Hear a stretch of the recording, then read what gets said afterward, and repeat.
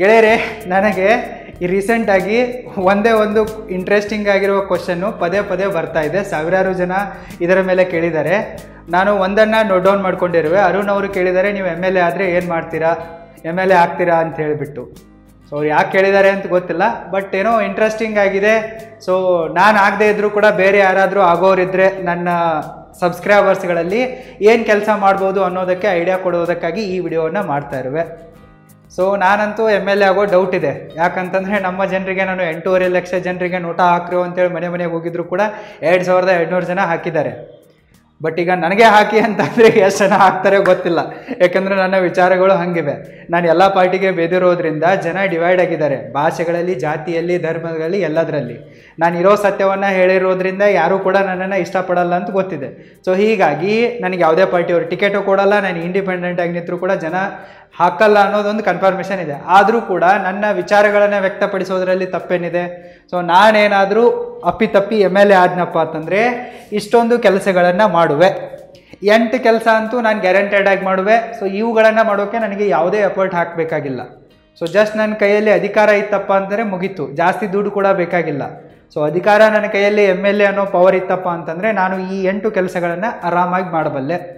ಅವು ಇಂತಿವೆ. Number 1, stop ಬಿಟ್ಟಿ ಭಾಗ್ಯಗಳು. First of all ನನ್ನ ಕೈಗೆ ಅಧಿಕಾರ ಬತ್ತಪ್ಪ ಅಂತಂದರೆ ನಾನು ವಿಧಾನಸಭೆಯಲ್ಲಿ ಹೋಗಿಬಿಟ್ಟು ಗಂಟ್ಲ ಹರ್ಕೊಂಡ್ಬಿಟ್ಟು ಮೇಜು ಕುಟ್ಟಿ ದೊಡ್ಡ ಪ್ರತಿಭಟನೆ ಮಾಡಿ ಎಲ್ಲ ತರಹದ ಬಿಟ್ಟಿ ಭಾಗ್ಯಗಳನ್ನು ಬಂದ್ ಮಾಡುವೆ.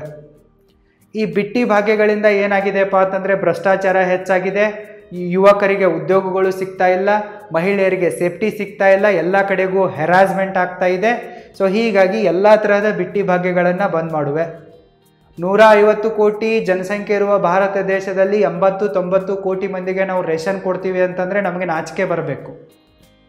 ಅಂದರೆ ನಾವು ಜನರನ್ನು ಈ ಬಿಟ್ಟಿ ಭಾಗ್ಯಗಳನ್ನು ಕೊಟ್ಟು ಹಾಳಿಗಸ್ತಾ ಇದ್ದೀವಿ. ಸೊ ಅವ್ರಿಗೊಂದು 2-3 ಸಾವಿರ ದುಡ್ಡು ಕೊಡೋದ್ರಿಂದ, ಫ್ರೀಯಾಗಿ ಅದು ಕೊಟ್ಟೆ ಇದು ಕೊಟ್ಟೆ ಸಾರಾಯಿ ಕೊಟ್ಟೆ ಅನ್ನೋದ್ರಿಂದ ದೇಶ ಉದ್ಧಾರ ಆಗಲ್ಲ, ದೇಶ ಹಳ್ಳ ಹಿಡಿದೋಗುತ್ತೆ, ಆರ್ಥಿಕ ದಿವಾಳಿತನ ಬರುತ್ತೆ. ನೀವು ಮತ್ತೊಂದು ಗಮನಿಸಿರಬಹುದು, ಯಾರ್ಯಾರು ಈ MLA MP ಮಿನಿಸ್ಟ್ರಿಗಳ ಚೇಲಾಗಳಿದಾರೋ, ಧರ್ಮದ್ರೋಹಿಗಳು, ದೇಶದ್ರೋಹಿಗಳು, ಇವರೆಲ್ಲರೂ ಕೂಡ ಇವ್ರದ್ದೇ ಆದಂಥ ಕಾಲೇಜ್ಗಳನ್ನು ಕಟ್ಕೊಂಡಿದ್ದಾರೆ. ಗೋರ್ಮೆಂಟ್ ಜಾಗನೇ ಇವ್ರಿಗೆ ಸಿಕ್ಕಿದೆ ಫುಕ್ಸಟ್ಟೆಯಾಗಿ. ಜೊತೆಗೆ ಗೋರ್ಮೆಂಟ್ ಸ್ಕೀಮ್ಗಳಲ್ಲೇ ದುಡ್ಡನ್ನು ತೆಗೆದುಕೊಂಡ್ಬಿಟ್ಟು ಇವರು ದೊಡ್ಡ ದೊಡ್ಡ ಕಾಲೇಜ್ ಮಾಫಿಯಾಗಳನ್ನು ಮಾಡ್ತಾ ಇದ್ದಾರೆ. ಅದು ಎಲ್ಲಿ? ಬಿಟ್ಟಿ ಭಾಗ್ಯದಲ್ಲಿನೇ. ಇನ್ನು ಕೆಲವೊಂದಿಷ್ಟು ಡಾಕ್ಟರ್ಸ್ಗಳು ಅವ್ರಿಗೇನು ಟ್ರೀಟ್ಮೆಂಟ್ ಬರಲ್ಲ, ತಲೆ ಖಾಲಿ ಇದೆ. ಸೊ ಅವರು ಕೂಡ ಗೋರ್ಮೆಂಟ್ ಜಾಗನೇ ತೆಗೆದುಕೊಂಡು, ಗೋರ್ಮೆಂಟ್ ದುಡ್ಡನ್ನೇ ತೆಗೆದುಕೊಂಡು ತಮ್ಮ ಹಾಸ್ಪಿಟಲ್ಗಳನ್ನು ನಡೆಸ್ತಾ ಇದ್ದಾರೆ. ಮತ್ತು ಈ ತಮ್ಮ ಹಾಸ್ಪಿಟಲ್ಗಳಲ್ಲಿ ಗೋರ್ಮೆಂಟ್ ಸ್ಕೀಮ್ಗಳಲ್ಲಿ ಟ್ರೀಟ್ಮೆಂಟನ್ನು ಕೊಟ್ಟು ದುಡ್ಡು ಗಳಿಸ್ತಾ ಇದ್ದಾರೆ. ಸೊ ಹೀಗಿರುವಾಗ ಗೋರ್ಮೆಂಟ್ನ ಹಾಸ್ಪಿಟಲ್ಗಳು ಅಲ್ಲಿ ಹಳ್ಳ ಹಿಡಿತಾ ಇವೆ, ಕೊಳೆತು ನಾರ್ತಾ ಇವೆ. ಸೊ ಅದಕ್ಕಾಗಿ ಎಲ್ಲ ತರಹದ ಬಿಟ್ಟಿ ಭಾಗ್ಯಗಳನ್ನು ಕ್ಲೋಸ್ ಮಾಡುವೆ. ಸೊ ಎಲ್ಲಿ ತನಕ ಬಿಟ್ಟಿ ಭಾಗ್ಯಗಳಿರ್ತಾವಲ್ಲ ಅಲ್ಲಿ ತನಕ ಭ್ರಷ್ಟಾಚಾರ ನಿಲ್ಲಲ್ಲ, ಅಲ್ಲಿ ತನಕ ಜನರಿಗೆ ನೆಮ್ಮದಿ ಇರಲ್ಲ, ಅಲ್ಲಿ ತನಕ ಮಹಿಳೆಯರಿಗೆ ರಕ್ಷಣೆ ಇರಲ್ಲ. ಸೊ ಹೀಗಾಗಿ ಎಲ್ಲ ತರಹದ ಬಿಟ್ಟಿ ಭಾಗ್ಯಗಳನ್ನು ಫಸ್ಟ್ ನಾನು ಕ್ಲೋಸ್ ಮಾಡುವೆ. ಮತ್ತೊಂದು ಏನಾಗ್ತಾ ಇದೆ, ಬಿಟ್ಟಿ ಭಾಗ್ಯಗಳಿಂದ ಯಾರಿಲ್ಲಿ ನಿಯತ್ತಾಗಿ ದುಡಿತಾ ಇದ್ದಾರಲ್ಲ, ಬೆವರು ಸುರಿಸಿಬಿಟ್ಟು ದುಡ್ಡು ಗಳಿಸಿ ಅಲ್ಲಿ ಟ್ಯಾಕ್ಸ್ ಕಟ್ತಾ ಇದ್ದಾರಲ್ಲ, ಅವರ ಮೇಲೆ ದೌರ್ಜನ್ಯ ಆಗ್ತಾ ಇದೆ, ಅನ್ಯಾಯ ಆಗ್ತಾ ಇದೆ. ಸೊ ಟ್ಯಾಕ್ಸ್ ಕೊಡೋರನ್ನು ನಾವು ಹಿಂಸೆ ಮಾಡಿಬಿಟ್ರೆ ಇದಕ್ಕಿಂತಲೂ ದೊಡ್ಡ ಪಾಪ ಯಾವುದಿಲ್ಲ. ಅದಕ್ಕಾಗಿ ಬಡತನ ಹೋಗಬೇಕಾಗಿದೆ. ಆದರೆ ಬಡತನ ಹೋಗಿಸುವುದಕ್ಕಾಗಿ ಬಿಟ್ಟಿ ಭಾಗ್ಯ ಆಪ್ಷನ್ ಅಲ್ಲ. ಬಡತನ ಹೋಗ್ಬೇಕಂದ್ರೆ ಸರಿಯಾಗಿ ಎಜುಕೇಷನ್ ಕೊಡಬೇಕು, ಹೆಲ್ತ್ ಫೆಸಿಲಿಟಿಗಳನ್ನ ಕೊಡಬೇಕು, ಮತ್ತು ಜಾಬ್ಗಳನ್ನು ಕೊಡಬೇಕು. ಆವಾಗ ಬಡತನ ಹೋಗುತ್ತೆ. ನಿಮಗೆ 2-2.5 ಸಾವಿರ ದುಡ್ಡು ಬೇಕಾ, ಅಥವಾ ಒಂದು 50,000 1 ಲಕ್ಷ ಬರೋ ಸ್ಯಾಲ್ರಿ ಬೇಕಾ? ನಿಮಗೆ ಕೈಯಲ್ಲಿ ಜಾಬ್ ಇದೆ ಅಂತ ಅಂದ್ಕೊಳ್ಳಿ, ನೀವು 50,000 1 ಲಕ್ಷ ಸ್ಯಾಲ್ರಿ ಬರ್ತಾರೆ ಅಂತ ಏನು ಬೇಕಾದರೂ ಖರೀದಿ ಮಾಡ್ಬೋದು. ಆದರೆ ನಿಮಗೆ ಜಾಬೇ ಕೊಡದೆ 2-2.5 ಸಾವಿರ ಕೊಟ್ಟರೆ ನಿಮ್ಮನ್ನು ಭಿಕಾರಿ ಮಾಡಿದಂಗೆ. ಸೊ ಬಿಟ್ಟಿ ಭಾಗ್ಯಗಳಿಂದ ದೇಶ ಉದ್ಧಾರ ಆಗಲ್ಲ. ಅದಕ್ಕಾಗಿ ಅದನ್ನು ಕ್ಲೋಸ್ ಮಾಡುವೆ. ಇಲ್ಲಿ ಯಾರೂ ಸಾಚೆ ಅಲ್ಲ, ಕಾಂಗ್ರೆಸ್ನವರು ಕೂಡ ಬಿಟ್ಟಿ ಭಾಗ್ಯಗಳನ್ನು ಕೊಟ್ಬಿಟ್ಟೇ ಗೆದ್ದು ಬಂದಿದ್ದಾರೆ. BJPಯವರು ಮಹಾರಾಷ್ಟ್ರದಲ್ಲಿ ಬಿಟ್ಟಿ ಭಾಗ್ಯನೇ ಕೊಟ್ಟು ಗೆದ್ದು ಬಂದಿದ್ದಾರೆ. ಡೆಲ್ಲಿಯಲ್ಲಿ ಆಮ್ ಆದ್ಮಿಯವರು ಕೂಡ ಬಿಟ್ಟಿ ಭಾಗ್ಯ ಕೊಟ್ಬಿಟ್ಟೇ ಗೆದ್ದು ಬಂದಿದ್ದಾರೆ. ನಿಮಗಿದು ಫ್ಲ್ಯಾಶ್ ಆಗಲ್ಲ. ಈಗ ಎಲ್ಲ ರಾಜಕಾರಣಿಗಳು ಏನು ಮಾಡ್ತಾ ಇದ್ದಾರಪ್ಪ ಅಂತಂದರೆ, ಯಾವುದೇ ರಾಜ್ಯದಲ್ಲಿ ಗೆಲ್ಲೋದಿರಲಿ, ಬಿಟ್ಟಿ ಭಾಗ್ಯಗಳನ್ನು ಕೊಡೋದು, ಗೆದ್ದು ಬರೋದು ಸ್ಟ್ರಾಟರ್ಜಿ ಆಗಿದೆ. ಇದು ಡೇಂಜರಸ್ ಆಗಿದೆ. ಇದನ್ನು ಮೊದಲು ನಿಲ್ಲಿಸುವೆ. ನಂಬರ್ 2, ನಮ್ಮ ಏರಿಯಾದಲ್ಲಿ ಒಂದು ದೊಡ್ಡ ಪ್ರಾಬ್ಲಮ್ ಏನಪ್ಪ ಅಂತಂದರೆ, ಬೆಳಗಾವಿ ರೀಜನ್ನಲ್ಲಿ ಕರ್ನಾಟಕ ಮಹಾರಾಷ್ಟ್ರ ಗಡಿ ವಿವಾದ. ಆ್ಯಕ್ಚುಲಿ ನೋಡೋಕೆ ಹೋದರೆ ಇದು ಗಡಿ ವಿವಾದವೇ ಅಲ್ಲ. ರಾಜಕಾರಣಿಗಳು ಮತ್ತು ದೇಶದ್ರೋಹಿ ಸಂಘಟನೆಗಳು ಇದನ್ನು ಬೇಕಂತೆ ನಿರ್ಮಾಣ ಮಾಡ್ತವೆ. ಸರ್ಕಾರ ಬದಲಾವಣೆ ಮಾಡೋದಿರಬಹುದು, ಇಲ್ಲವೇ ಯಾವನಾದರೂ ಹೊಸ MLA MP ಗೆ ಹೊಸ ಫಾಲೋವರ್ಸು ಹೊಸ ಓಟ್ ಬೇಕಾಗಿತ್ತಪ್ಪ ಅಂತ ಆದರೆ ಆತ ಎದ್ದು ಬರ್ತಾನೆ. ನಮ್ಮಲ್ಲೊಬ್ಬನಿದ್ದಾನೆ, ಮಧ್ಯಾಹ್ನ 12ಕ್ಕೆ ಎದ್ದುಬಿಟ್ಟು ಹೇಳ್ತಾನೆ ನಾನು ಕನ್ನಡಿಗರಿಗಾಗಿ ಪ್ರಾಣ ಕೊಡುವೆ ಅಂತೇಳಿ. ರಾತ್ರಿ ಹೋಗಿಬಿಟ್ಟು ಮಹಾರಾಷ್ಟ್ರದ ಪೊಲಿಟಿಷಿಯನ್ಗಳ ಬಿಸ್ನೆಸ್ ಮ್ಯಾನ್ಗಳ ಕಾಲು ತೊಳೆದುಬಿಟ್ಟು ಅವರ ಶುಗರ್ ಫ್ಯಾಕ್ಟ್ರಿಗಳನ್ನು, ಅವರ ಬಾರು ಲಾಡ್ಜು ರೆಸ್ಟೋರೆಂಟ್ಗಳನ್ನು ಕರ್ನಾಟಕದಲ್ಲಿ ಓಪನ್ ಮಾಡಿಸೋಕ್ಕೆ ಬಿಟ್ಟಿಯಾಗಿ ಜಾಗ ಕೊಡಿಸ್ತಾನೆ ಮತ್ತು ಗೌರ್ಮೆಂಟ್ ಸ್ಕೀಮಲ್ಲಿ ದುಡ್ಡು ಕೊಡಿಸ್ತಾನೆ. ಇದು ಒಂದು ಕನ್ನಡ ಪ್ರೇಮ.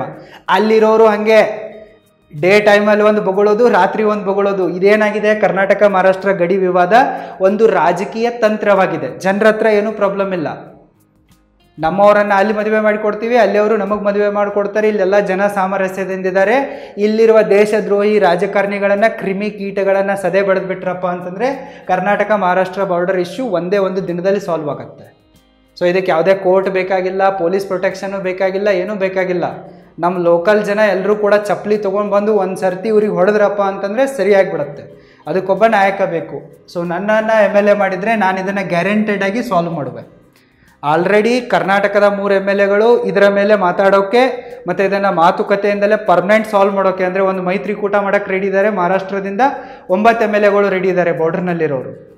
ಬಟ್ ಒಂದು 4-5 ಹುಳುಗಳಿವೆ, ಅವೇ ಪವರ್ಫುಲ್ ಇವೆ, ಅವೇ MPಗಳಾಗಿವೆ, ಅವೇ MLAಗಳಾಗಿವೆ. ಅವುಗಳಿಗೆ ಈ ವಿವಾದ ಇದ್ರೇ ಓಟ್ ಬರುತ್ತೆ, ಈ ವಿವಾದ ಇದ್ರೇ ಅವ್ರ ಹೆಂಡತಿ ಮಕ್ಕಳು ಬದುಕ್ತಾರೆ. ಸೊ ಅದಕ್ಕಾಗಿ ಈ ವಿವಾದ ಜೀವಂತವಾಗ್ತಾ ಇದೆ. ಜನರ ಹತ್ರನೂ ಪ್ರಾಬ್ಲಮ್ ಇಲ್ಲ, ಮಹಾರಾಷ್ಟ್ರಿಗರದ್ದು ಏನೂ ಪ್ರಾಬ್ಲಮ್ ಇಲ್ಲ, ಕನ್ನಡಿಗರದ್ದು ಏನೂ ಪ್ರಾಬ್ಲಮ್ ಇಲ್ಲ. ದೇಶದ್ರೋಹಿಗಳು, ನಾಡದ್ರೋಹಿಗಳು, ಕ್ರಿಮಿ ಕೀಟಗಳದ್ದೇ ಪ್ರಾಬ್ಲಮ್ ಇದೆ. ಸೊ ಒಂದು ನಾವು ಸಾಮರಸ್ಯ ಮಾಡಿಬಿಟ್ರೆ, ಒಂದು ದೊಡ್ಡ ಸಮ್ಮೇಳನ ಥರ ಮಾಡಿಬಿಟ್ಟು ಅವೇರ್ನೆಸ್ ಮೂಡಿಸಿದರೆ ಇದು ಮುಗಿಯುತ್ತೆ. ಲೋಕಲ್ ಜನರ ಹತ್ರ ಸಮಸ್ಯೆನೇ ಇಲ್ಲ. ಸಮಸ್ಯೆ ಬೆಂಗಳೂರು ಮತ್ತು ಮುಂಬೈಯಲ್ಲಿದೆ. ಇನ್ನು ನಾನು ಮಾಡುವ 3ನೇ ಬದಲಾವಣೆ ಏನಪ್ಪ ಅಂತಂದರೆ ಜನರೇಟ್ ಜಾಬ್ಸ್ ಬೈ ಸ್ಟಾರ್ಟಪ್ಸ್. ಸ್ಟಾರ್ಟಪ್ಗಳು ಎಷ್ಟು ಜಾಸ್ತಿ ಬೆಳೀತವೇನೋ, ಬರೀ ಬೆಂಗಳೂರು, ಮುಂಬೈ, ಪುಣೆ, ಹೈದರಾಬಾದ್ನಲ್ಲಿ ಸ್ಟಾರ್ಟಪ್ಗಳು ಇದ್ದು ಏನು ಪ್ರಯೋಜನವಿಲ್ಲ. ಅಲ್ಲಿ ಟ್ರಾಫಿಕ್ ಜಾಮ್ನಿಂದ ಜನ ಸಾಯ್ತಾ ಇದ್ದಾರೆ. ಸೊ ಎಲ್ಲ ಕಡೆ ಬರಬೇಕು, ಜಿಲ್ಲೆಯ ಲೆವೆಲ್ಗೆ ಬರಬೇಕು, ತಾಲೂಕಾ ಲೆವೆಲ್ಗೆ ಸ್ಟಾರ್ಟಪ್ಗಳು ಬರಬೇಕು. ಸೊ ನಮ್ಮದು 1385 ಸ್ಟಾರ್ಟಪ್ ಸಂಘಗಳಿವೆ, ಜನರ ಸಂಘಗಳಿವೆ. ಇವ್ರಿಗೆ ಯಾರಿಗೂ ಫಂಡ್ ಬಂದಿಲ್ಲ, ಲೋನ್ ಬಂದಿಲ್ಲ. ಬರೀ ಬೆತ್ತಲೆ ತಿರುಗೋರಿಗೆ, ಡೊಂಗಿಗಳಿಗೆ, ಕ್ರಿಮಿ ಕೀಟಗಳಿಗೇ ಸ್ಟಾರ್ಟಪ್ ಲೋನ್ಗಳು ಸಿಕ್ಕಿರೋದ್ರಿಂದ ಅವ್ರು ಏನೂ ಕೆಲಸ ಮಾಡಿಲ್ಲ. ಅದರಲ್ಲಿ ಅವರು 2-3 ಎಕರೆ ದೊಡ್ಡದಾಗಿರುವ ಮನೆ ಕಟ್ಕೊಂಡ್ಬಿಟ್ಟು, ಸುಂದರವಾಗಿರುವ ಹುಡುಗಿಯರನ್ನು ಮದುವೆ ಮಾಡ್ಕೊಂಡ್ಬಿಟ್ಟು, ಮಕ್ಕಳು ಮಾಡ್ಕೊಂಡು ಎಂಜಾಯ್ ಮಾಡ್ತಾ ಇದ್ದಾರೆ. ಒಂದು ಪ್ರಾಬ್ಲಮ್ ಸಾಲ್ವ್ ಮಾಡಿಲ್ಲ, ಒಬ್ಬನಿಗೂ ಕೂಡ ಜಾಬ್ ಕೊಟ್ಟಿಲ್ಲ. ಸೊ ಇಡೀ ದೇಶದ ಹಣೆಬರಹ ಹಂಗಾಗಿಬಿಟ್ಟಿದೆ. ಸೊ ನಾವೇನಾದರೂ ಸರಿಯಾಗಿ ಯಾರ್ಯಾರು ಸ್ಟಾರ್ಟಪ್ ಮಾಡ್ತಾ ಇದ್ದಾರೆ, ಯಾರ್ಯಾರು ಕಷ್ಟಪಡ್ತಾ ಇದ್ದಾರೆ, ಬಿಸ್ನೆಸ್ ಮಾಡ್ತಾ ಇದ್ದಾರೆ, ಅವರಿಗೆ ಫ್ರೀಯಾಗಿ ಲೈಸೆನ್ಸ್ ಕೊಡೋದು, ಫ್ರೀಯಾಗಿ ಲೋನ್ ಕೊಡೋದು, ಸ್ವಲ್ಪ ಸಪೋರ್ಟ್ ಮಾಡಿದರೆ, ಸರಿಯಾಗಿ ಎಲ್ಲ ಯೋಜನೆಗಳನ್ನ ಅನುಷ್ಠಾನ ಮಾಡಿಬಿಟ್ರೆ ಗ್ಯಾರಂಟೆಡಾಗಿ ಎಲ್ರಿಗೂ ಕೂಡ ಜಾಬ್ ಸಿಗ್ತವೆ. ಮತ್ತು ನಾನು ಸೇಫ್ ಆಗಿರುವ ಮತ್ತು ಪರ್ಮನೆಂಟ್ ಆಗಿರುವ ಜಾಬ್ಗಳನ್ನು ಕೊಡುವೆ. ನಮ್ಮ ಏರಿಯಾದಲ್ಲಿ ಮಳೆ ಬರಲ್ಲ, ಮಳೆ ಆಗದಿದ್ದರೆ ಬೆಳೆ ಬರಲ್ಲ. ಸೊ ಹೀಗಾಗಿ ನಮ್ಮ ಜನ ಗೂಳೆ ಹೋಗ್ತಾರೆ. ಉತ್ತರ ಕರ್ನಾಟಕದ ಆಲ್ಮೋಸ್ಟ್ ಆಲ್ ಜನ ಎಲ್ಲಿದ್ದಾರಪ್ಪ ಅಂತಂದರೆ ಪಶ್ಚಿಮ ಮಹಾರಾಷ್ಟ್ರದಲ್ಲಿ, ದಕ್ಷಿಣ ಮಹಾರಾಷ್ಟ್ರದಲ್ಲಿ ಕೆಲಸಕ್ಕೆ ಹೋಗ್ತಾರೆ. ಯಾಕಪ್ಪ ಅಂತಂದರೆ ನಮ್ಮಲ್ಲಿ ಇಲ್ಲಿ ಉದ್ಯೋಗಗಳಿಲ್ಲ. ನಮ್ಮ MLA MPಗಳು ಬರೀ ಹಲ್ಕ ಕೆಲಸ ಮಾಡ್ತಾ ತಿರುಗ್ತಾರೆ. ಅವ್ರಿಗೆ ಏನು ಬುದ್ಧಿನೂ ಇಲ್ಲ, ನಾಲೆಜು ಇಲ್ಲ, ಎಜುಕೇಷನ್ ಇಲ್ಲ, ಎಲ್ಲ ಹೆಬಟ್ ನನ್ನ ಮಕ್ಕಳಿದ್ದಾರೆ. ಸೊ ಅವರನ್ನು ಪ್ರಧಾನಮಂತ್ರಿ ಮಾಡಿದರೂ ಕೂಡ ನಮ್ಮ ಉತ್ತರ ಕರ್ನಾಟಕ ಅಭಿವೃದ್ಧಿ ಆಗಲ್ಲ ಅಂತವರನ್ನು. ಸೊ ಇಲ್ಲಿ ಅಭಿವೃದ್ಧಿ ಆಗಬೇಕಪ್ಪ ಅಂತಂದರೆ ನಾವು ಜಾಬ್ಗಳನ್ನು ಸೃಷ್ಟಿ ಮಾಡಬೇಕು. ಜಾಬ್ಗಳನ್ನ ಸೃಷ್ಟಿ ಮಾಡೋಕ್ಕೆ ಬೆಸ್ಟ್ ಆಪ್ಷನ್ನೇ ಸ್ಟಾರ್ಟಪ್ಪು.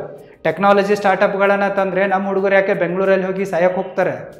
ಇಲ್ಲೇ ಇಂಜಿನಿಯರಿಂಗ್ ಆದವರಿಗೆ, ಸಾಫ್ಟ್ವೇರ್ ಕಲಿತವ್ರಿಗೆ, ಕೋಡಿಂಗ್ ಬರೋರಿಗೆ ಇಲ್ಲೇ ಜಾಬ್ ಆಗುತ್ತೆ. ಎಡಿಟೆಕ್ ಸ್ಟಾರ್ಟಪ್ ತೊಗೊಂಬನ್ನಿ, ಇಲ್ಲೇ ಹುಡುಗರು ಕಲಿಸ್ತಾರೆ, ಇಲ್ಲೇ ಕಲಿತಾರೆ. ಅಗ್ರಿಟೆಕ್ ಸ್ಟಾರ್ಟಪ್ ತೊಗೊಂಬನ್ನಿ, ಟೂರಿಸಮ್ ಟೆಕ್ ಸ್ಟಾರ್ಟಪ್ ತೊಗೊಂಬನ್ನಿ. ಸೊ ಸಾವಿರಾರು ಆಪ್ಷನ್ಗಳಿವೆ. ಆಲ್ರೆಡಿ ನಮ್ಮ ಏರಿಯಾದಲ್ಲಿನೇ ಉತ್ತರ ಕರ್ನಾಟಕದಲ್ಲಿ 1385 ಸ್ಟಾರ್ಟಪ್ಗಳು ಲೋನ್ ಇಲ್ಲದೆ, ಫಂಡ್ ಇಲ್ಲದೆ ನರಳ್ತಾ ಇವೆ.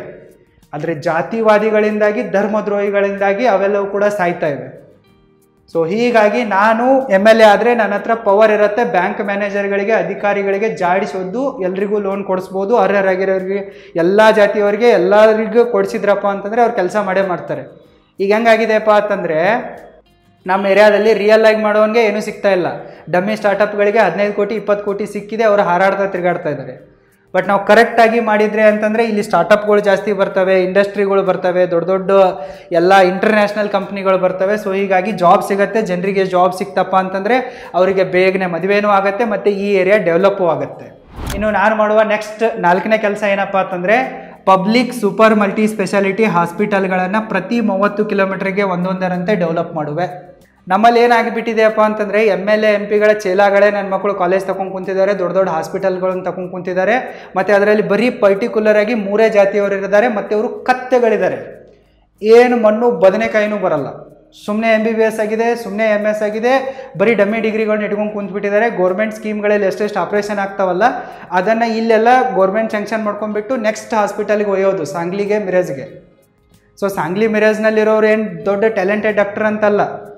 ಸೊ ಅಲ್ಲಿ ಕೂಡ ಇವರೇ ಇದ್ದಾರೆ, ಕರ್ನಾಟಕ ಬಾರ್ಡರ್ನಲ್ಲಿರೋರೇ. ಅಲ್ಲಿ ಒಂದು ಹಾಸ್ಪಿಟಲ್ಲು, ಇಲ್ಲಿ ಒಂದು ಹಾಸ್ಪಿಟಲ್ಲು. ಜನರ ಶೋಷಣೆ ಮಾಡ್ತಾ ಇದ್ದಾರೆ, ಜನರ ದುಡ್ಡನ್ನು ಕೇಳ್ತಾ ಇದ್ದಾರೆ, ಸಮರ್ಪಕವಾದ ಆರೋಗ್ಯ ಸೇವೆಗಳಿಲ್ಲ. ಮತ್ತು ನಾವು ನಮ್ಮ ಜನ ಕೇಲಿಗೆ ಹೋಗ್ಬೇಕಪ್ಪ ಅಂತಂದರೆ 210 ಕಿಲೋಮೀಟರ್ ಆಗುತ್ತೆ ಬಾರ್ಡರ್ ಏರಿಯಾದಲ್ಲಿ. ಬಾರ್ಡರ್ ಏರಿಯಾದವರಿಗೆ ಕೇಲಿಗೆ ಬೆಳಗಾವಿಗೆ ಹೋಗ್ಬೇಕಂತಂದರೆ 210 ಕಿಲೋಮೀಟರ್ ಆಗುತ್ತೆ. ಸೊ ಅದಂತೂ ನಿಮಗೆ ಗೊತ್ತೇ ಇದೆ, ರಾಜಕಾರಣಿಗಳ ಹಾಸ್ಪಿಟಲ್ ಅಂದರೆ ಹೆಂಗಿರುತ್ತೆ ಅಂಥೇಳಿ. ಸೊ ಅವ್ರ ಕಾಲೇಜ್ ಇರಲಿ, ಹಾಸ್ಪಿಟಲ್ ಇರಲಿ, ಅಲ್ಲಿ ಅದರಲ್ಲೂ ಕೂಡ ಮತ್ತೆ ಜಾತಿವಾದಿಗಳನ್ನೇ ತುಂಬ್ತಾರೆ. ಟ್ಯಾಲೆಂಟೆಡ್ ಆಗಿರುವ ಲೆಕ್ಚರರನ್ನು ಕೂಡ ತುಂಬಲ್ಲ, ಟ್ಯಾಲೆಂಟೆಡ್ ಆಗಿರುವ ಡಾಕ್ಟರ್ಗಳನ್ನು ತುಂಬಲ್ಲ. ನಮ್ಮ ಜನ ಹಂಗೆ ಸಾಯ್ತಾರೆ. ಮತ್ತು ಈ ಪ್ರೈವೇಟ್ ಹಾಸ್ಪಿಟಲ್ಗಳ ಮಾಫಿಯಾದಿಂದಾಗಿಯೇ ಗೋರ್ಮೆಂಟ್ ಹಾಸ್ಪಿಟಲ್ಗಳು ಡೆವಲಪ್ ಆಗ್ತಾ ಇಲ್ಲ. ಅಲ್ಲಿ ಡಾಕ್ಟ್ರುಗಳು ಅಪಾಯಿಂಟ್ಮೆಂಟ್ ಆಗಲ್ಲ. ಡಾಕ್ಟ್ರ್ ಇದ್ದರೂ ಕೂಡ ಅವರಿಗೆ ಕೊಡೋಕ್ಕೆ ಮೆಡಿಸಿನ್ ಇರಲ್ಲ. ಎಲ್ಲವನ್ನ ಕೂಡ ಹೆಲ್ತ್ ಆಫೀಸರು MLA MP ಗಳು ಮಾರ್ಕೊಂಡ್ಬಿಡ್ತಾರೆ. ಇದು ರಿಯಲ್ ಪರಿಸ್ಥಿತಿ ಇದೆ. ನಮ್ಮಲ್ಲಿ ಒಂದು ಸಣ್ಣ ಡೆಲಿವರಿ ಆಗಬೇಕು, ಸಣ್ಣ ಆಕ್ಸಿಡೆಂಟ್ ಆಗಿದೆ ಅಂತಂದರೆ ನಾವೆಲ್ಲರೂ ಕೂಡ ಸಾಂಗ್ಲಿ ಮಿರಜ್ಗೆ ಸಾಯ್ತಾ ಹೋಗ್ಬೇಕು. 60-70 ಕಿಲೋಮೀಟ್ರು ಹೋಗೋಕ್ಕೆ ಸರಿಯಾಗಿ ರೋಡು ಇರಲ್ಲ. ಸೊ ಅದಕ್ಕಾಗಿ ನಾನು ಈ ಹಾಸ್ಪಿಟಲ್ ಮಾಫಿಯಾವನ್ನೇ ಖತಮ್ ಮಾಡಿಬಿಡುವೆ. ಮತ್ತು ಇದರ ಬದಲಾಗಿ ಪಬ್ಲಿಕ್ ಸೂಪರ್ ಮಲ್ಟಿ ಸ್ಪೆಷಾಲಿಟಿ ಹಾಸ್ಪಿಟಲ್ಗಳು ಪ್ರತಿ 30 ಕಿಲೋಮೀಟ್ರಿಗೆ. ನಮ್ಮ ತಾಲೂಕು ಎಷ್ಟಿದೆಯಪ್ಪ ಅಂತಂದರೆ 60-70 ಕಿಲೋಮೀಟರ್ದಿದೆ. 2 ಹಾಸ್ಪಿಟಲ್ ಮಾಡಿಬಿಟ್ರೆ ಮುಗಿದೋಯ್ತು. ಯಾರಿಗೂ ಕೂಡ KLಗೆ ಹೋಗೋ ಅವಶ್ಯಕತೆ ಇಲ್ಲ, ಸಾಂಗ್ಲಿ ಮಿರಜ್ಗೆ ಹೋಗೋ ಅವಶ್ಯಕತೆ ಇಲ್ಲ, ಮತ್ತು ಈ ಪ್ರೈವೇಟ್ ಸೆಕ್ಟರ್ನ ದರಿದ್ರ ಡಾಕ್ಟರ್ಗಳ ಹತ್ರ ಹೋಗೋ ಅವಶ್ಯಕತೆನೂ ಇಲ್ಲ. ಸೊ ಎಷ್ಟೋ ಜನ ಸತ್ತಿದ್ದಾರೆ ನಮ್ಮ ಏರಿಯಾದಲ್ಲಿ. ನಮ್ಮಲ್ಲಿ ಎಂಥ ಇಂಟರ್ನ್ಯಾಷನಲ್ ಗ್ರೇಟ್ ಡಾಕ್ಟರ್ಸ್ಗಳಿದ್ದಾರಪ್ಪ ಅಂತಂದರೆ, ನಮ್ಮ ಏರಿಯಾದಲ್ಲಿ 9 ತಿಂಗಳ ಗರ್ಭಿಣಿಗೆ ಸಿಜರಿಯನ್ ಮಾಡೋದು ಬಿಟ್ಟು 5 ತಿಂಗಳ ಗರ್ಭಿಣಿ ತೋರಿಸ್ಕೊಳಕ್ಕೆ ಬಂದರೆ ಅವಳಿಗೆ ಫೋರ್ಸ್ಫುಲಿ ಅನಸ್ಥಿತಿಯ ಕೊಟ್ಟು ಸರ್ಜರಿ ಮಾಡಿಬಿಟ್ಟು ಮಗು ತೆಗೆದಿರೋ ಡಾಕ್ಟರ್ಸ್ಗಳಿದ್ದಾರೆ ಇಂಟರ್ನ್ಯಾಷನಲ್ಲು.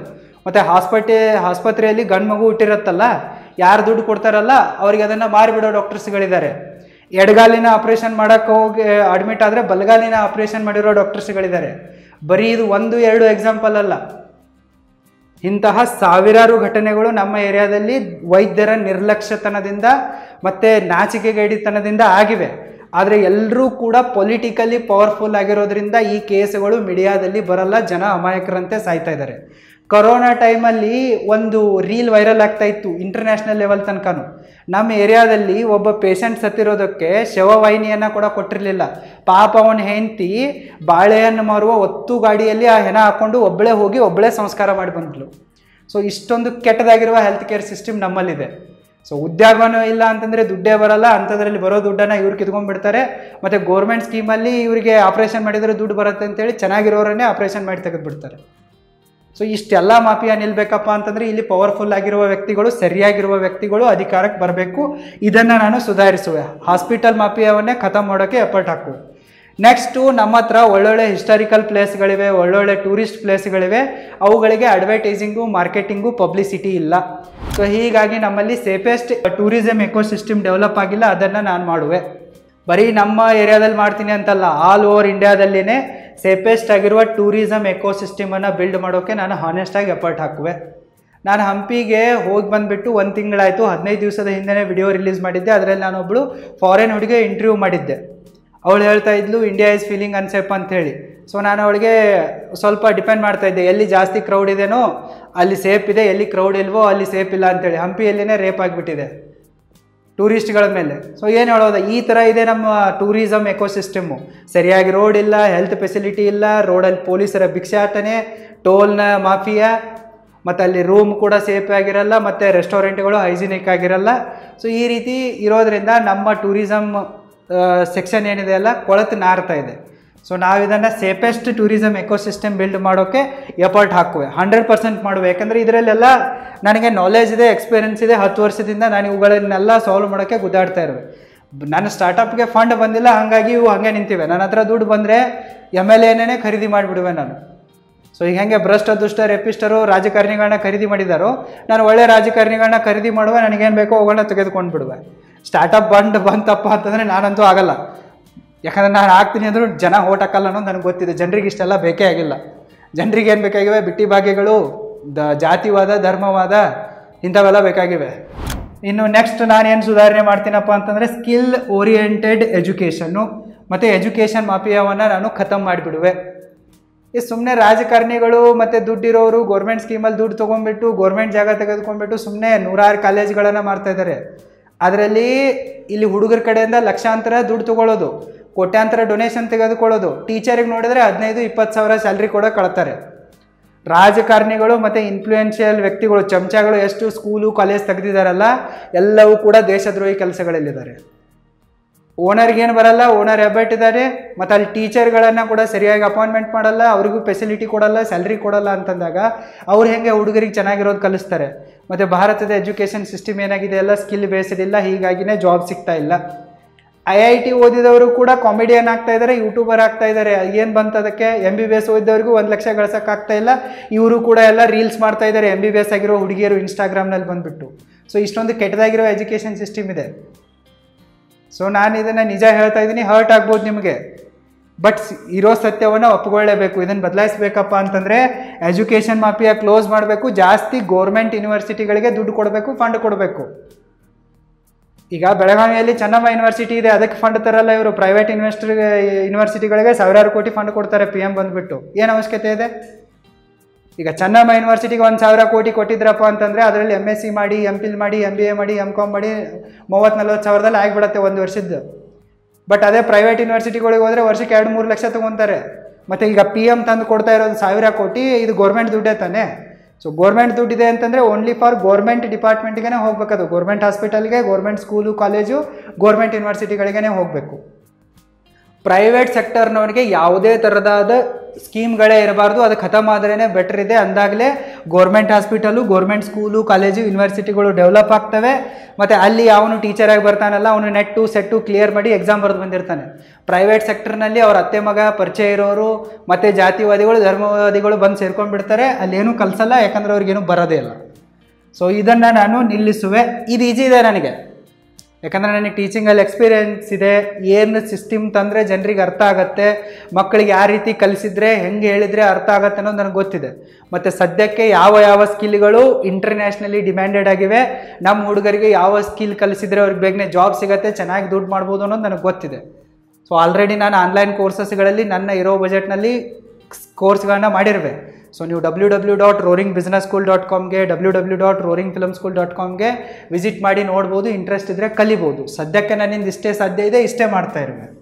ಇನ್ನು ನೆಕ್ಸ್ಟ್ ಬದಲಾವಣೆ ಏನು ಮಾಡುವಪ್ಪ ಅಂತಂದರೆ, ನಾನು all India same price for sugar cane, ಈ ರೈತರು ಬೆಳೆದ ಕಬ್ಬಿಗೆ ನಾನು ಆಲ್ ಓವರ್ ಇಂಡಿಯಾ ಒಂದೇ ಪ್ರೈಸ್ ಬರೋ ಥರ ಒಂದು ಕಾಯ್ದೆಯನ್ನು ಮಾಡುವೆ. ಈಗ ಮ್ಯಾಕ್ಸಿಮಮ್ ಕರ್ನಾಟಕದಲ್ಲಿ ಅತಿ ಹೆಚ್ಚು ಶುಗರ್ ಫ್ಯಾಕ್ಟ್ರಿಗಳು ನಮ್ಮ ಏರಿಯಾದಲ್ಲಿವೆ. ಆದರೆ ಪ್ರಾಬ್ಲಮ್ ಏನಪ್ಪ ಅಂತಂದರೆ, ಈ ಎಲ್ಲ ಶುಗರ್ ಫ್ಯಾಕ್ಟ್ರಿಗಳ ಮಾಲೀಕರು ಏನಿದಾರಪ್ಪ ಅಂತಂದರೆ ರಾಜಕಾರಣಿಗಳಿದ್ದಾರೆ. ಇವ್ರು ಏನು ಮಾಡ್ತಾರಪ್ಪ ಅಂತಂದರೆ ಕಾಟ ಹೊಡಿತಾರೆ. ಅಂದರೆ ಅದು 2 ಟನ್ ಆಗಿತ್ತಪ್ಪ ಅಂತಂದರೆ ಇವ್ರ ಕಾಟದಲ್ಲಿ 1.5 ಟನ್ ತೋರಿಸುತ್ತೆ, ಅರ್ಧ ಟನ್ ಡಿಫ್ರೆನ್ಸ್ ಆಗುತ್ತೆ. ಆ ರೇಂಜಿಗೆ ಕಾಟ ಹೊಡಿತಾರೆ 4 ನನ್ನ ಮಕ್ಕಳು. ಮತ್ತೇನಾಗಿದೆ, ಎಲ್ಲ ಫ್ಯಾಕ್ಟ್ರಿಗಳ ಬೆಲೆ ಬೇರೆ ಬೇರೆ ಇದೆ.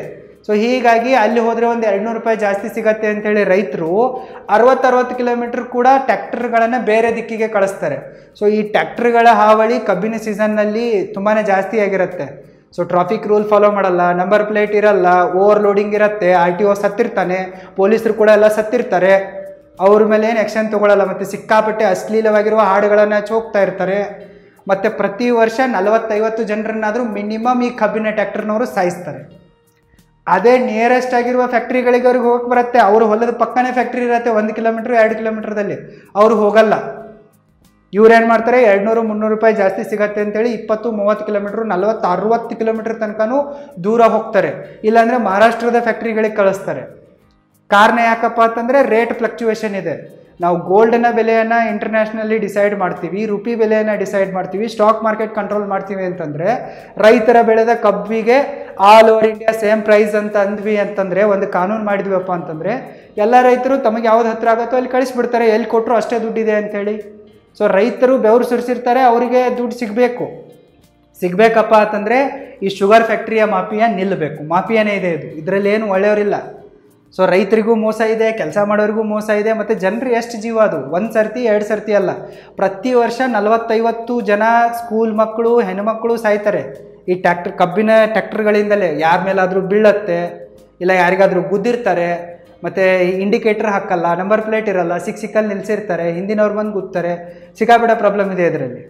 ಸೊ ಇದು ನಿಲ್ಲಬೇಕಪ್ಪ ಅಂತಂದರೆ ಸೇಮ್ ಪ್ರೈಸ್ ನಾವು ಡಿಕ್ಲೇರ್ ಮಾಡಿಬಿಟ್ವಪ್ಪ ಅಂತಂದರೆ ಇಲ್ಲೇ 90% ಖತಮ್ ಆಗಿಬಿಡುತ್ತೆ, ಕಂಟ್ರೋಲಿಗೆ ಬಂದುಬಿಡುತ್ತೆ. ಇನ್ನು ನೆಕ್ಸ್ಟ್ ಬದಲಾವಣೆ ಏನು ಮಾಡುವಪ್ಪ ಅಂತಂದರೆ ನಾನು ಆಲ್ ಓವರ್ ಇಂಡಿಯಾದಲ್ಲೇ ವುಮನ್ ಆ್ಯಂಡ್ ಮೆನ್ ಎಂಪವರ್ಮೆಂಟ್ ಮತ್ತು ಸೇಫ್ಟಿಗಾಗಿ ಕೆಲಸ ಮಾಡುವೆ. ಮಹಿಳಾ ಸಬಲೀಕರಣ, ಮಹಿಳಾ ಸಂರಕ್ಷಣೆ ಎಷ್ಟು ಅವಶ್ಯಕತೆಯಾಗಿದೆಯೋ ಪುರುಷರ ಜಾಗೃತೀಕರಣ ಮತ್ತು ಪುರುಷರ ರಕ್ಷಣೆ ಕೂಡ ಅಷ್ಟೇ ಅವಶ್ಯಕತೆಯಾಗಿದೆ.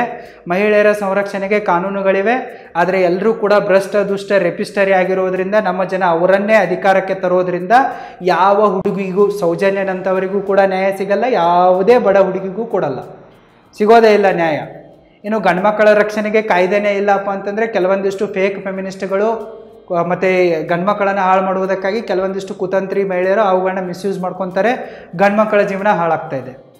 ಸೊ ಅದಕ್ಕಾಗಿ ನಾನು ಗಂಡು ಮಕ್ಕಳ ಹೆಣ್ಮಕ್ಕಳ ರಕ್ಷಣೆಗಾಗಿ, ಸಬಲೀಕರಣಕ್ಕಾಗಿ ಒಂದು ಸೊಲ್ಯೂಷನ್ ಇದೆ ನನ್ನ ಹತ್ರ, ಆ ಸೊಲ್ಯೂಷನನ್ನು ನಾನು ಜಾರಿಗೆ ತರುವೆ. ಸೊ ನನಗೇನಾದರೂ ಅಧಿಕಾರ ಸಿಕ್ಕರೆ, ನಾನೇನಾದರೂ MLA, MP, minister, CM, PM ಆದರೆ ಇಷ್ಟು ಕೆಲಸಗಳನ್ನಂತೂ ಖಂಡಿತವಾಗಿ ಮಾಡುವೆ. ಯಾಕಂತಂದರೆ ಇದರಲ್ಲಿ ನಾನು 7-8 ವರ್ಷಗಳಿಂದ ಕೆಲಸ ಮಾಡ್ತಾ ಇರುವೆ, ನನಗೆ ಇವುಗಳ ಮೇಲೆ ನಾಲೆಜ್ ಇದೆ, ಎಕ್ಸ್ಪೀರಿಯನ್ಸ್ ಇದೆ. ಸೊ ಜಸ್ಟ್ ಏನು ಈಗ ನಾನು ಮಾಡ್ತೀನಿ ಅಂತಂದರೆ ನನ್ನ ಕೈಯಲ್ಲಿ ದುಡ್ಡಿಲ್ಲ, ಇನ್ವೆಸ್ಟರ್ ಬರೋಕ್ಕೆ ರೆಡಿ ಇಲ್ಲ, ಬರೀ ಪರ್ಟಿಕ್ಯುಲರ್ ಆಗಿರೋ ಜಾತಿಯಲ್ಲಿ ಹಾಕ್ತಾರೆ. ಒಂದು ದುಡ್ಡಾದರೂ ಬೇಕು ಬದಲಾವಣೆ ಮಾಡ್ಬೇಕಂತಂದರೆ, ಇಲ್ಲ ಅಂದರೆ ಪವರ್ ಬೇಕು. ಸೊ ಪವರನ್ನು ತೆಗೋಕೊಬೇಕಂದ್ರೆ ಜನ ಸುಧಾರಿಸಬೇಕು, ಜನ ಸುಧಾರಿಸೋದಂತೂ ಡೌಟ್ ಇದೆ. ಅದಕ್ಕಾಗಿ ನಾನು ದುಡ್ಡಿನಿಂದ ಬಿದ್ದಿರುವೆ, ಸ್ಟಾರ್ಟಪ್ ಮಾಡ್ತಾ ಇರುವೆ. ಸೊ ನನಗೆ ಸ್ಟಾರ್ಟಪ್ನಿಂದ ದುಡ್ಡು ಬಂದರೂ ಕೂಡ ಇಷ್ಟೆಲ್ಲ ಕೆಲಸಗಳನ್ನು ನಾನು ಮಾಡುವೆ. MLA, MP ಆಗಲೇಬೇಕಂತೇನಿಲ್ಲ. ಯಾಕಂತಂದರೆ ಇವರೆಲ್ಲ ಬಗ್ಗೋದಕ್ಕೆ ಜಾತಿಗೆ, ಧರ್ಮಕ್ಕೆ, ದುಡ್ಡಿಗೆ. ಸೊ ನನಗೆ ಎರಡೂ ಕಡೆಯಿಂದಲೂ ಜಾತಿಗಳು ಪ್ರಬಲವಾಗಿವೆ, ಕರ್ನಾಟಕದಲ್ಲೂ ಕೂಡ, ಮಹಾರಾಷ್ಟ್ರದಲ್ಲಿ ಕೂಡ. ಸೊ ಎರಡೂ ಸ್ಟೇಟಲ್ಲಿ ಯಾವ ಪ್ರಬಲವಾಗಿರುವ ಜಾತಿ ಇದೆಯೋ, ಜಾಸ್ತಿ ಎಲ್ಲಿ ವೋಟ್ ಬ್ಯಾಂಕ್ ಇದೆಯೋ ಅದಕ್ಕೆ ನಾನು ಸೇರ್ತೀನಿ. ಸೊ ಹೀಗಾಗಿ ಏನು ಚಿಂತೆ ಇಲ್ಲ, ಅಧಿಕಾರ ಇದ್ದರೂ ಮಾಡೋಕ್ಕೆ ಟ್ರೈ ಮಾಡ್ತೀನಿ, ಇರಲಿಲ್ಲ ಅಂತಂದ್ರೂ ಮಾಡ್ತೀನಿ. ಇದು ಜಸ್ಟ್ ನನ್ನ ಐಡಿಯಾ. ಸೊ ಯಾರಾದರೂ ನೆಕ್ಸ್ಟು MLA, MP ನೀವು ಕರ್ನಾಟಕದಲ್ಲಿ ಅಷ್ಟೇ ಅಲ್ಲ, ಭಾರತದಲ್ಲಿ ಯಾವುದೇ ಮೂಲೆಯಲ್ಲಿ ಆಗ್ತೀನಿ ಅಂತಂದರೆ, ಸೊ ನೀವು ಇಂಥ ಕೆಲಸಗಳನ್ನ ಮಾಡ್ತಾಯಿದ್ರೆ ನಾನು ನಿಮಗೆ ಸಪೋರ್ಟ್ ಮಾಡುವೆ, ಕಾಂಟ್ಯಾಕ್ಟ್ ಮೀ. ಸರಿನಾ? ಒಂದು ಐಡಿಯಾ ಹೇಳಿರುವೆ, ನನಗೂ ಕೂಡ ನನ್ನ ಅಭಿಪ್ರಾಯವನ್ನು ವ್ಯಕ್ತಪಡಿಸುವ ಪವರ್ ಇದೆ, ಹಕ್ಕಿದೆ. ಸೊ ನಾನು ವ್ಯಕ್ತಪಡಿಸಿರುವೆ, ಇಷ್ಟ ಆದರೂ ಅಷ್ಟೇ, ಕಷ್ಟ ಆದರೂ ಅಷ್ಟೇ.